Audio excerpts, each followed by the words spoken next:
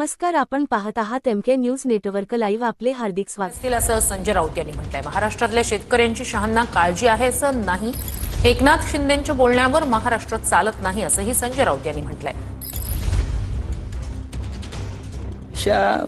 ते भारतीय क्रिकेट बोर्डाची निवडणूक वगैरे असेल ते काय मुलाचं केवढं काय जमते काय बघायला आले असतील. पण त्यांना काय महाराष्ट्रातल्या शेतकऱ्यांची फार चिंता अशातला भाग नाही. त्यांची वेगळीच कामं मुंबईमध्ये असतात. ते भारतीय क्रिकेट बोर्डाची निवडणूक वगैरे असेल ते काय मुलाचं केवढं काय जमते काय बघायला आले असतील. पण त्यांना काय महाराष्ट्रातल्या शेतकऱ्यांची फार चिंता अशातला भाग नाही. त्यांची वेगळीच कामं मुंबईमध्ये असतात. उद्धव ठाकरे साहेब फिरतायत, व्यथित आहेत. शेतकऱ्यांची वेदना आपण पाहतोय.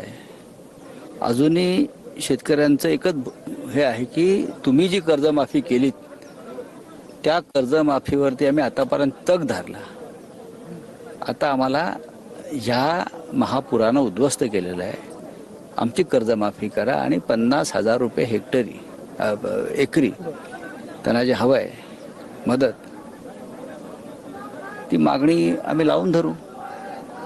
प्रत्येकाचं उद्धव जे ऐकतायत, शेतात जात आहेत, चिखलात जात आहेत आणि आमच्या शिवसैनिकांनी ठिकठिकाणी मदत केलेली आहे.